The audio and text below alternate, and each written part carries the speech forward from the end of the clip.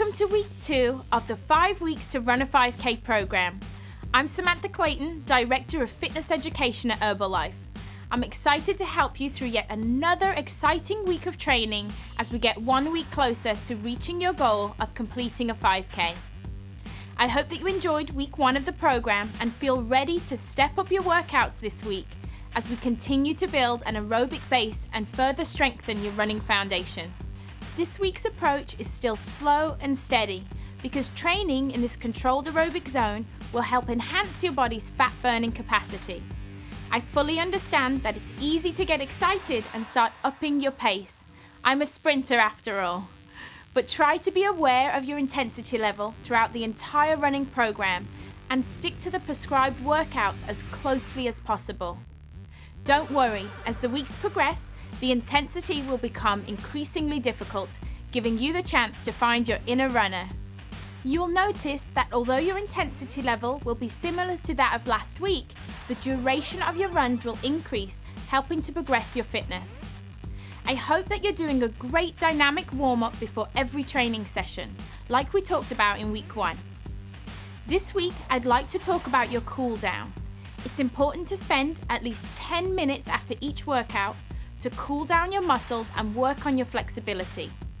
This is especially true as your workouts get harder, because stretching can help alleviate post-workout soreness.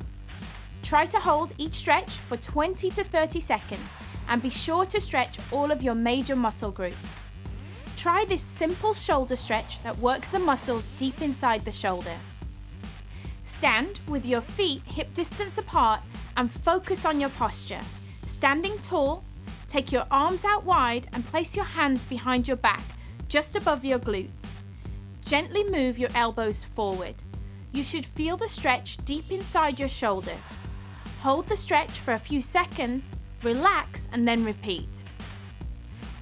One of my favorite lower body stretches is for the hamstrings, especially when I've been doing a lot of running. You will need a raised surface. A chair or bench should be a good height. You can use a wall for balance if you need to help stabilize yourself. Simply place one foot upon a bench, square off your hips and hinge at the hip joint.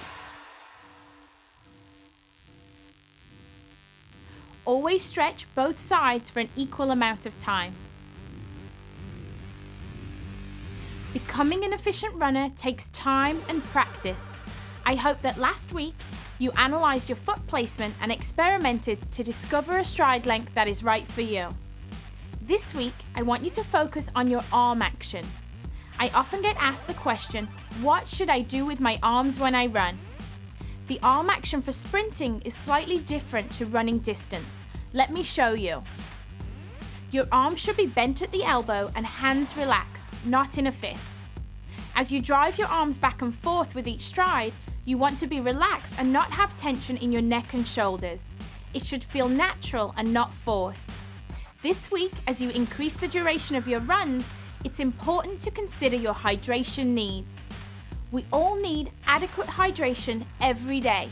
In fact, the average person needs about 2.5 litres of fluid each day before exercise is even considered. Fluid loss can ultimately lead to dehydration. And because dehydration can negatively affect your health and your performance, it's wise to prepare your body for exercise by consuming fluids throughout the day. Consuming a small amount of fluid during your session can also help prevent excess fluid loss. Have fun and keep the enthusiasm of everyone participating in the program high by congratulating each other on making it through the first week. Be assured that it's normal to feel a little sore at this point. In fact, it's a reminder that you're on the right track and should be a motivation to stick with the program. Remember to listen to your body because ultimately it knows what it needs. Drink when you're thirsty and rest when you need it.